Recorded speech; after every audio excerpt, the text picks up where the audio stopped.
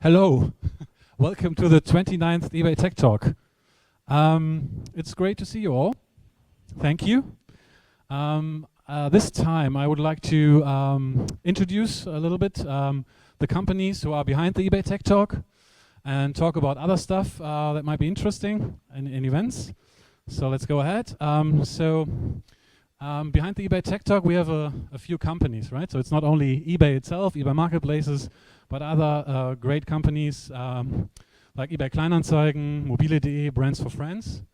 And we all, like people from these companies, speak on this eBay Tech Talks and produce the stuff that's hopefully interesting to you. So what we do is we have various, so each of these companies are companies of their own, right? They use their own technology stack, but a few things I think we have in common as well. So for instance, we honor like XP, Agile, we have cross-functional teams. And I think if you add it up, we have probably about 100 engineers in Berlin working for different eBay companies, right? Mostly in Dreilinden and Brands for Friends is in Kreuzberg Mitte.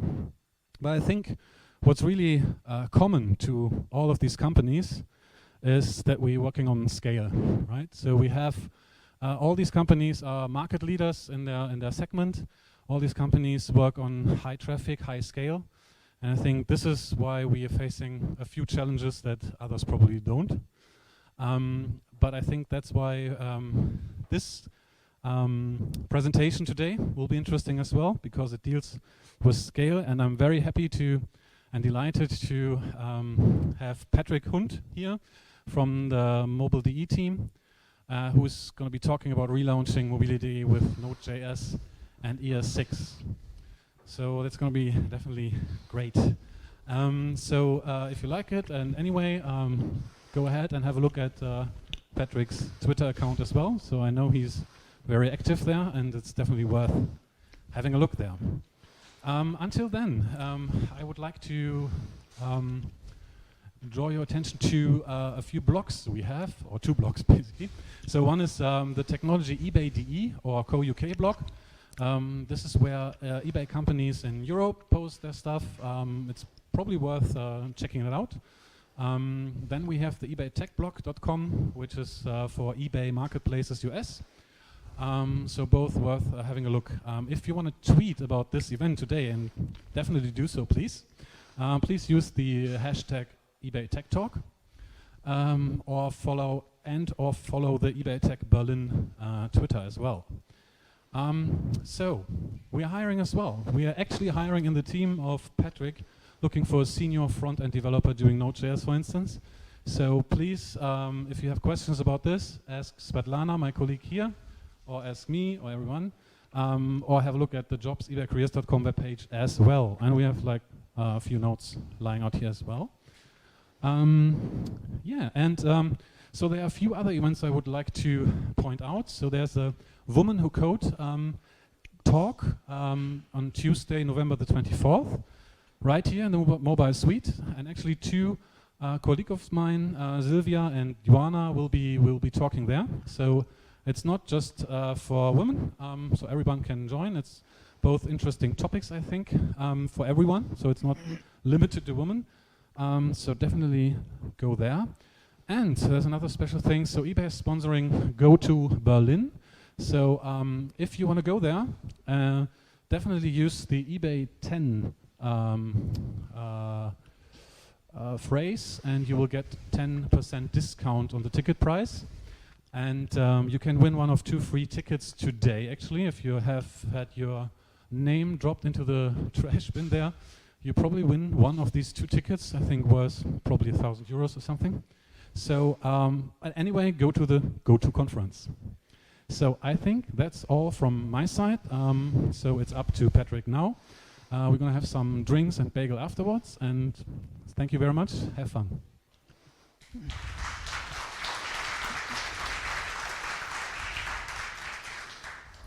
Yeah, thank you, Holger. Hi, I'm Patrick, software developer at mobile.de. A bit nervous as always, but I hope that will pass. And well, I'm here today to talk about a recent project that we did this summer, relaunching mobile.de with Node.js and ES6. Perhaps a little disclaimer before, we didn't actually relaunch the whole mobile.de platform with Node.js and ES6. It was actually just the homepage, so the starting page of the platform, but we are in the process of relaunching all the parts of the platform, but mostly we're still a Java shop, and this was kind of an experiment that we did. I stood up there and said, hey, why do we have to keep on doing everything the same way we always did? Why don't we try something else, and why don't we go for JavaScript? And this is the story how this worked out.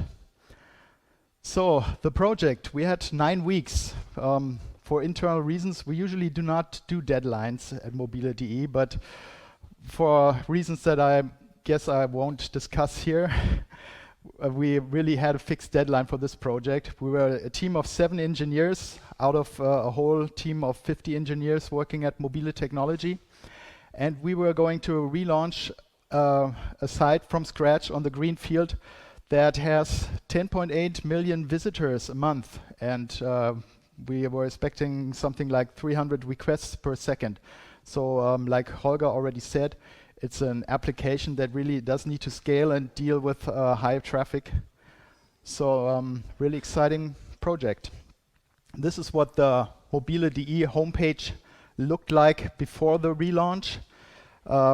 If you ask me, pretty dated, still in this very narrow format.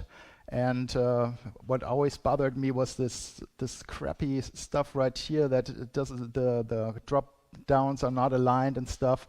It looks all like, I don't know, 90s. And so we got a great new design. So this is what the page looks like today. Much nicer, I think. Yeah. So clearer layout and stuff. So we had the layout, our graphics designer and our UX people worked out the layout, and we had the task of making this happen. So why would we use Node.js? There are various reasons for why we would use Node.js. For me personally, the most important reason is universal JavaScript. That's an idea that I really love because you use the same language in the back end and the front end. That's what universal JavaScript means. So the same engineers who work on the back end and can work on the front end and vice versa. So you only need to have expertise in JavaScript and Node.js obviously, but that's also JavaScript. So that's what really fascinated me because up until this project, it was always for me as a JavaScript developer, front-end developer, like, well, I'm doing my part, the back-end guys are doing that part, and if I need them to do something for me, I have to say, please, please, please, will you please change this for me? And that's all gone with this project now. I could code both back-end and front-end. That was really exciting for me. Also, when you consider the software packages out there that are already available for JavaScript, this is a graphic that I got from modulecounts.com, where they keep a watch on how many modules are in the various packaging systems. Probably in the back you cannot read what the lines is. The purple line here is NPM modules on JavaScript modules. And the second biggest is Maven, Java. And you can see there's a pretty big difference. So you have a wide, big ecosystem of existing software that you can choose from. And it's still growing, obviously. Everybody who's been following what's happening in the JavaScript community knows that things are really happening there. New stuff, it's virtually exploding with creativity and new ideas and new stuff. So that's also something exciting for me. And then why Node.js? The third reason was basically the application that we were going to do is just this web app. We have a service-oriented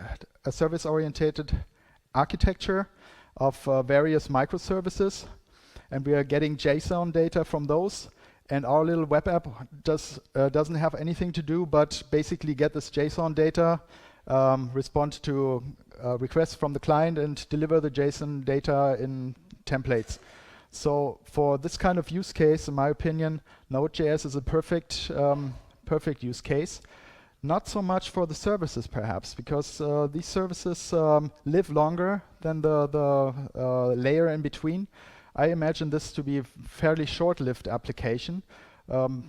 Probably, if it were up to me, I would say, hey, let's build it from scratch again in another 9 weeks, 2 years from now, because then we can make it even better. But the services actually live really long, and they're used by multiple other web apps in our system. So, and another reason that I find really valid is back in the days when I was working with Java applications, it was working with the front end was sometimes a pain. Every time I change something, every time I want to start the application locally, I have to, watch the Java code compile and watch Maven drag down some packages and stuff, libraries. And with a proper build system based on purely JavaScript, that's all much more agile and more easier to use. Because I'm a bit of a coward, I'm not doing a live demo. I'm doing a video. I hope this works.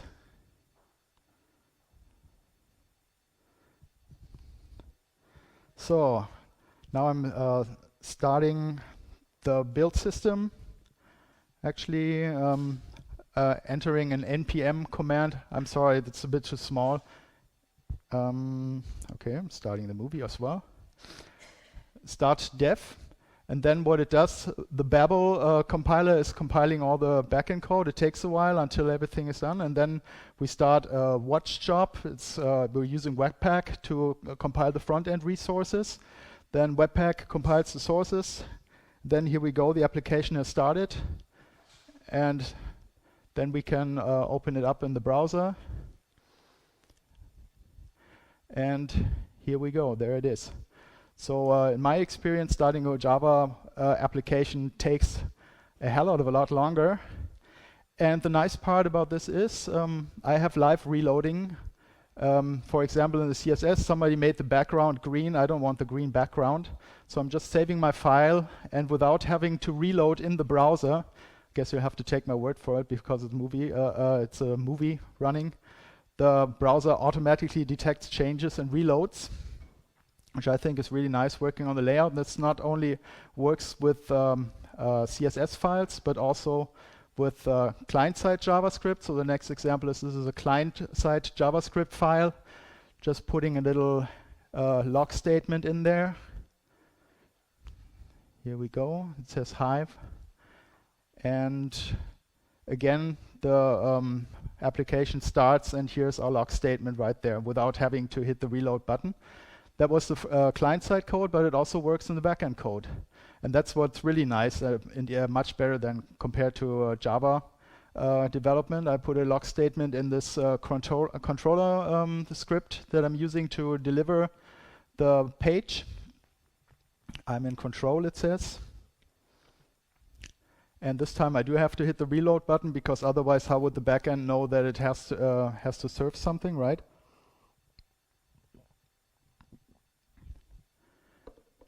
And now switching to reloading.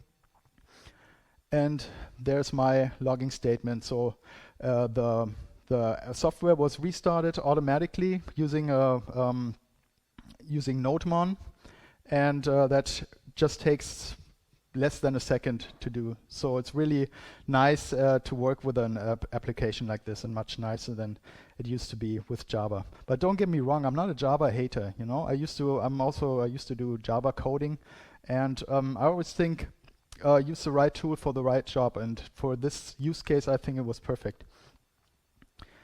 So the main part of my talk will be lessons learned. What did we learn from this project, actually? So what did we have to face? And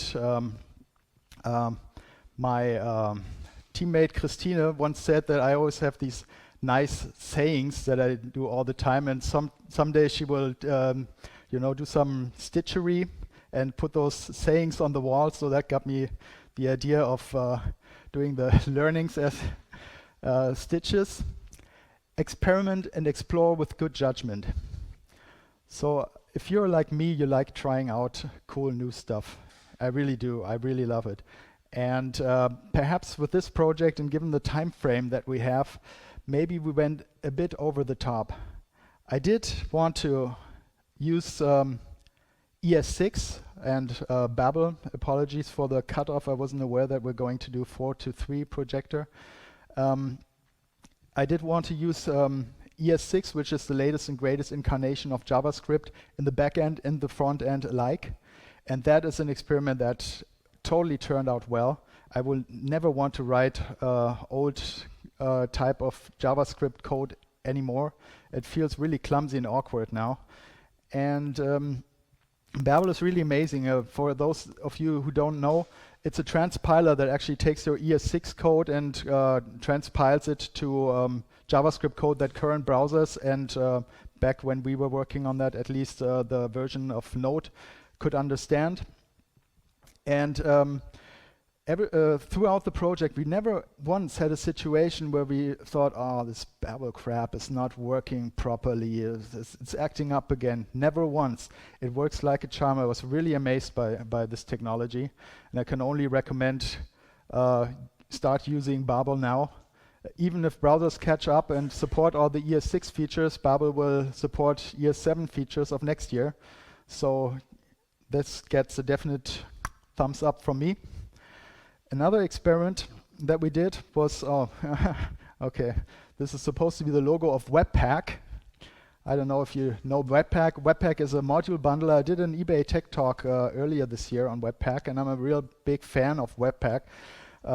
Basically what Webpack does is bundle your JavaScript files, and it allows you to use the 3 different types of JavaScript module systems that are out there, namely AMD modules as in Require.js, CommonJS models as used in Node.js, and the new ES6 modules all together. You can interchange them any way you want. So it really takes a lot of the pain that I remember having, and anybody who's been doing JavaScript probably also remembers that, the pain that you have with configuring Require.js. That all went away with Webpack. And so Webpack for the front end, wonderful. But here the experiment, I went actually a bit over the top and thought, okay, so why not use Webpack, which is so great, also for CSS? And why not also use it for the backend? Because in the backend we have also ES6 code that needs to be compiled, so we could use Webpack loaders for compiling the backend code and just deliver a nice compressed bundle of JavaScript code that we run on the servers.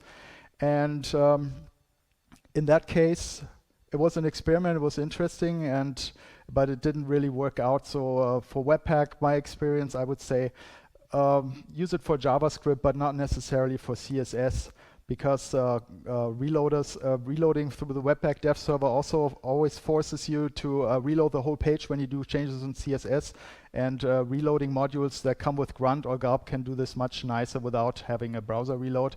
And in the backend, it did work, putting everything into one bundle that was compiled by Webpack, but why would you do that? There's no real use for it. And at one point, my colleague Jonathan said, oh, this Webpack stuff is getting way too complicated. I have to jump through so many hoops with the Webpack configuration to make this work, this backend compiling. So we just said, okay, scrap it.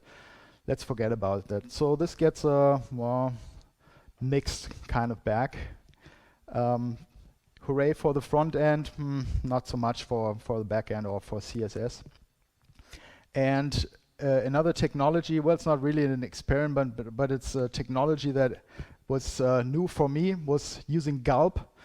We've always been using Grunt so far, and Gulp is the new kid on the block. It works differently than Grunt. It makes use of Node.js's streaming features, which is really interesting, and from an engineer perspective, really fascinating. But the thing is, it also takes quite a bit of wrapping your head around the concept of streams. And we didn't have all that much time, so we've spent way too much time with making those Gulp tasks work and understanding what these streams are doing. So if you have small tasks for streams, it's perfect. But we had big tasks, for example, creating the development package, and we had this giant gulp stream job with tons of different points where we would stick our fingers into the stream of data and transforming it somehow to bend it to our twisted little ways, and all that would have been much easier if we had just stuck to Grunt, which we have been using for long, even if Grunt is not as cool as Gulp. So I hope nobody takes a picture of me, because I do like Gulp, don't get me wrong, but for our project it was more a thumbs down. We should have used Grunt in hindsight. But hey, you have to experiment, you have to try out new stuff.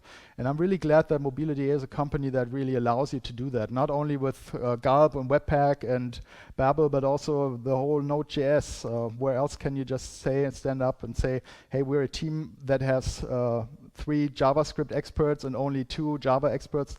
Let's do Node.js. I think there's not a lot of shops, and I'm really thankful that we're able to do that. And I put my reputation in the company on the line with this project. I'm really happy it turned out well, and it turned out super well. Okay, moving on. The next lesson learned: write testable code.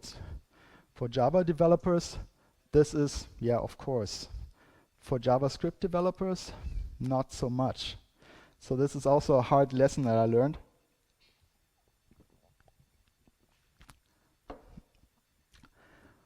With Node.js, all the modules that you write are basically singletons by nature. So if you require them in multiple modules, they're always singletons. And you can use this to write really minimalistic code. For example, here I hope everybody can read this. I have this service class. This is importing a config module. Axios is a third-party library that we're using to get JSON data from our services based on promises. And so if you haven't heard about promises, it's a concept where you don't return the actual data, but an object that will be resolved with the data at some later point, which is really nice for asynchronous programming to avoid all this stuff that people call the callback hell of nested callbacks. So I thought, oh, that's nice. So with ES6, I can write it really easy, really just a couple of lines, and that's totally elegant and nice. So I have my config that just exports an object that has the URL and the timeout, 1,000 milliseconds. And here I have my service that imports the config, and then it gets the service URL and gets the timeout. And then I have another function with timeout, that's kind of functional programming style that makes sure that if the call to the service takes longer than a certain amount of time, 1,000 milliseconds, 1 second, then it will fail the promise and make the so that people won't have to wait forever until they finally get their page delivered, right? So what's not to like about this? Okay, so let's take a look at the test. I'm writing a test, and here I'm testing 2 use cases. This is a test done with Mocha. Also something new, by the way. We've been using Jasmine tests so far, and Mocha works pretty similar, but it has some nice twists, which I like. But it's basically the same as, well, not the same, but similar to Jasmine. So everybody who's been writing JavaScript unit tests is probably familiar with this format of these nested statements that form up a nice sentence in your test output. When I call the service and the service returns data in time, the resulting promise is resolved and the resulting promise is not rejected. And the other test case is when I call the service and the service times out, the resulting promise is rejected and it is not resolved, right? Okay. So this is just a small part of the testing class. So I left out the stuff like import statement and stuff. But we have this one, we have setup functions for setting up the test. So let's take a look at setup timeout. So setup timeout just mocks the Axios library using a plugin or a library called Sinon or Sinon, not sure how to pronounce it. And because we don't want, it's a unit test, right? We don't want to do actual calls to the service for testing. This is what creating a stub looks like. And then I'm creating two spies to see what's actually happening when the call is going. One spy is called OK and one spy is called KO. So OK is called when the service, when the request worked, and KO is called when the request didn't work. So who can see what's the problem with this? Okay, this is the problem. Because my config class has a configured timeout of 1 second, 1,000 milliseconds, I have to create a test that basically takes 1 second to run, which really sucks. I mean, if you have one test, it's not so bad, but if you have hundreds of tests, you sit there tapping your fingers forever.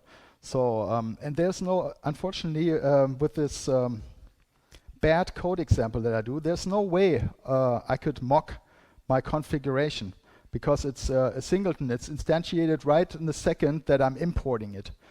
And while I was working on these tests, I stepped into a trap and worked way too much on the unit tests to beat this fallacy and make it work anyway by using some really contrived contraptions to make it work after all, and importing the configuration with every test and then invalidating it using a Node module called Freshy.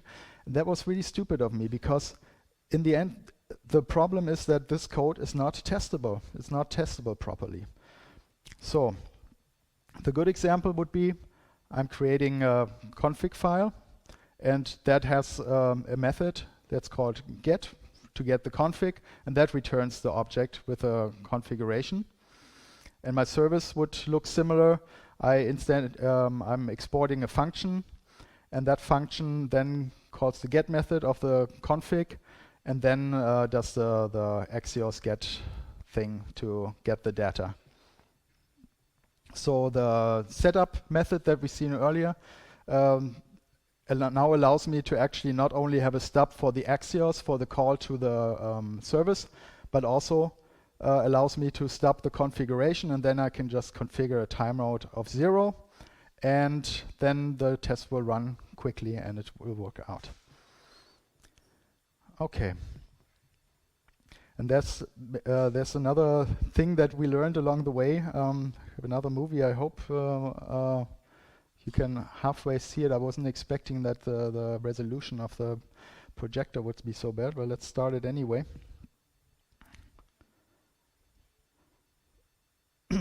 So this is me running the test suite, npm test. And now we have some linting going on. The code is, we're using ESLint to check the code syntax, and now it's running the tests. You can barely read it, unfortunately. You see, these are all the test cases, that the output from the text is nicely nested, so everything is green.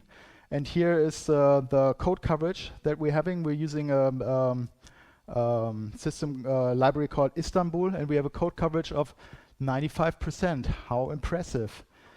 Or is it? Well, you know, we had some phone interviews where I bragged to the people, hey, we have 95% code coverage. Isn't that awesome? But only later did I find out that actually for this Gulp plugin that we're using, you have to add this little option, include untested, true, and then it actually measures the code coverage of all the files. If you don't include this option, then it will only measure the code coverage of files that actually have a test. So that was a big WTF for me. So I'm running the tests again now, npm tests with this option enabled. I'm so glad I don't have to worry that it's going to work. It's the movie. I'm never going to do any live demo again. Okay, so here we have and now we have the test output. Guess you have to take my word for it. It's 84% now. Still not bad. It's green, so if it were dropping below 80, it would show it in yellow. So still not bad, but not as awesome as 95%.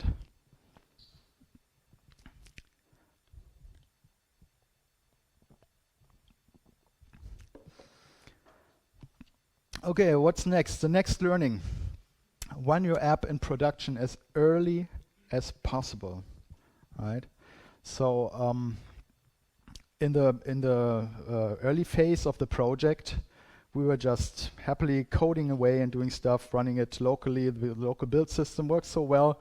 We have a test system that kind of emulates the production system that we have, and things work there as well, and everything nice. And we didn't start actually doing last test. What is in English? Oh, where is this? Sorry? Load testing, right. We didn't start doing actual load testing until 2 weeks before our magic launch date. And then we got a really nasty surprise. This is the output that we got from Gatling. I don't know if you're familiar with Gatling. Gatling is a tool for just firing away requests like crazy at a server, and then it gives you this nice data about how it worked out. Maybe we can take a quick look. This is way too little because of the resolution. This is what it actually looks like. So you have this output about the response number of requests, and as you can see here, it's slowly ramping up. And when it starts, has about 150 requests per second, and you get these KO red markers here. And of course, for a regular application that doesn't have so much traffic, it's not so bad. But for an application like ours that will have 300 requests per second, not on one server, obviously, because we have a lot of servers behind load balancers, but still the load would be high, and this was totally unacceptable. So we were really, really worried, and it was actually 1 day before our magic launch date when I had a strong suspicion that a certain JavaScript module is responsible for these failed tests. It was just a hunch, and then we spent Christina, Jonathan, and me were sitting side to side and just typing away like mad and refactoring the whole platform to get rid of this module. It was a module for internationalization, so we can display text in different languages. And it turned out that this was, my hunch was actually correct, and after we run the tests, then this is what it's supposed to look like. No failed tests and everything okay. So we could have saved ourselves a lot of stress if we had just had this stitched and to the wall. Run your app in production as early as possible. As soon as you have something that you can fire your Gatling tests against, by all means do it.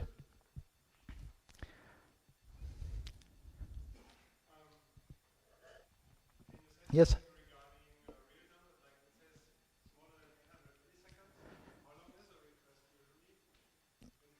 Oh, to be perfectly honest, this was set up by a colleague of mine who's, I think, is not present today. Steffen is not here.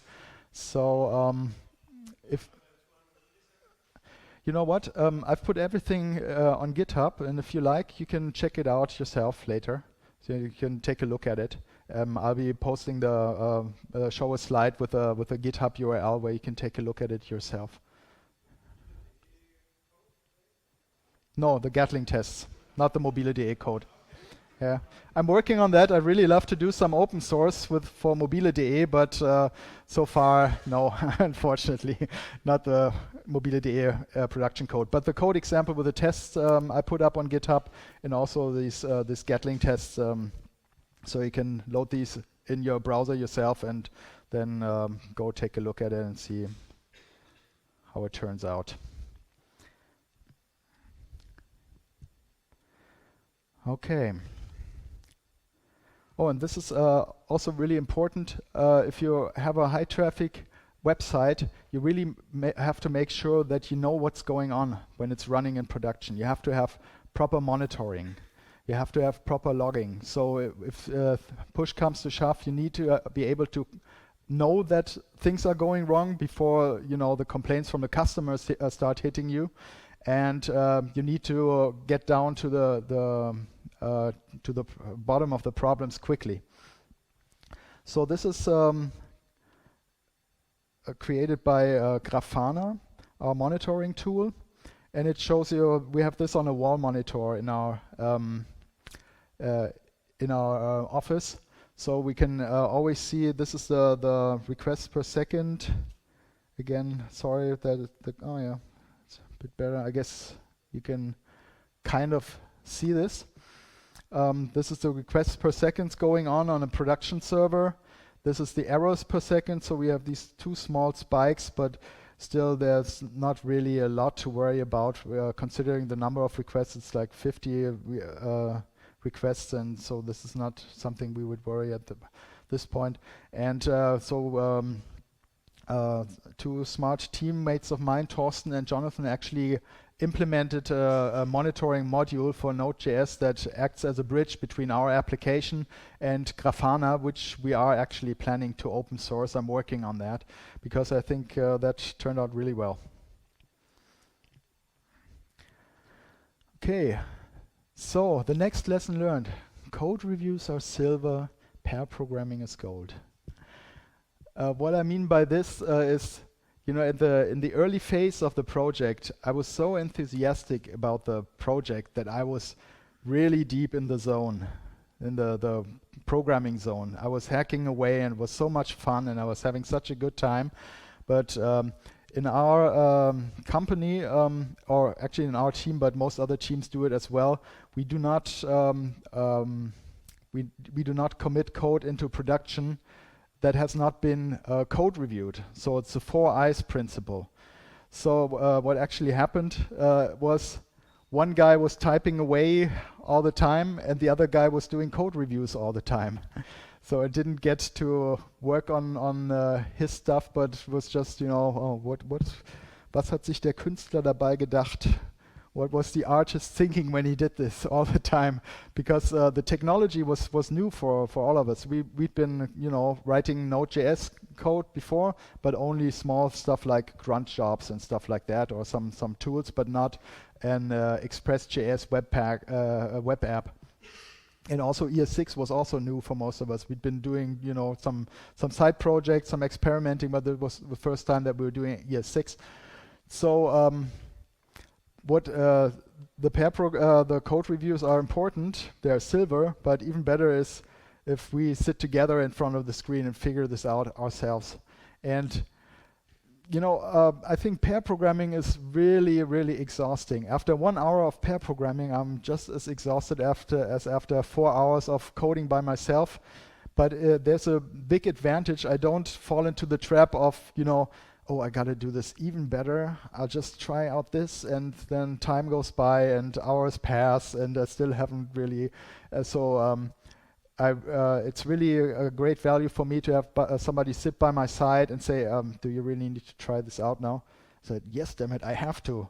Well, but you know, you remember what our actual task is. So yeah, I wish we had done pair programming on this project, and when we did a project retrospective, we looked each other deeply in the eyes and said, yes, we are going to do more pair programming. It's not like code reviews are really part of our process. We have everything, our code is managed in GitHub. We have an enterprise GitHub from eBay. It's not the public GitHub, but it's just the same. And we use Git Flow for our process. So we create a development branch, and if I'm working on a feature, I create a feature branch, and if I want to merge the feature branch back into the development branch, I do a pull request on GitHub, and then I have to have at least 2 LGTM comments, looks good to me, and somebody from the QA department or some other team member who didn't take part in writing the code has to look at it in different platforms, different browsers before we commit the code. But pair programming is not really part of our process yet, and it's hard. It's tough to get because it's so much fun working by yourself. I think it's so much fun, and yeah, you know, like there was this movie Clerks when the guy said, "Well, work could be so great if it weren't for those pesky customers." So, you know, working on code could be so great if it weren't for those pesky colleagues. But no, we are a team, and it's great that we are a team, and we have really bright people in our team. And by the way, Christina asked me to, reminded me to tell everybody we are actually looking for somebody not to replace me, but to work together with me on this fabulous Node.js application. So if you're interested, you know, shoot me a DM on Twitter or talk to me after the presentation. So my last lesson learned: keep it simple. I think I already talked about this in a bit so far, because I like to do things really complicated. I love it, because there's nothing nicer than code that I don't understand and nobody understands, but magically it works, right? But well, it's not so nice for the people who actually have to work with this code, and also not so nice for me in the future, because in 6 months from now, I'm just going to think, what the hell was he thinking? I hope you can read this. This is, for example, a function that I wrote because I like functional programming that just allows you to have a function with variable arguments and returns a function that takes variable arguments and then returns a function that puts these arguments together, so you can formulate stuff like your then statements and promises in a very elegant way. And because I'm not a douchebag, I wrote all this code explaining what it does and how it's used, not only for my colleagues but also for myself. But my colleague Torsten said, hey, why don't you just use Lodash, because Lodash already has this like for years. I said, well, because it was so much fun figuring this out. Okay, but yeah, it's better to keep it simple, to be nice to your future self and to your colleagues. But simple does not mean poor code. Simplicity is it does not mean you have to write code like you did back in the 80s with your C64 basic or something, but rather make the code as simple as possible and encapsulate the complexity in small bits, which is kind of what I was doing here, because nobody needs to understand this function, it just works. So, well, okay. There you have it. So that's about it. Thank you very much for listening, and I hope it was interesting for you. As was pointed out multiple times, follow me on Twitter, and you can also find the slides that I've been doing, that I presented to you on GitHub with this short URL. And then there's our blog, technology.ebay.de. I'm currently working on a series of articles that contain lots of stuff that I was talking about. The first part of that series was a big success, which I was really pleasantly surprised, and I hope to get the next part out soon. Yeah, so that's it. And I don't really like to answer questions from the audience, so if you have a question, I'll be here. Talk to me, hit me, I don't bite. Looking forward to talking to you. And thank you very much.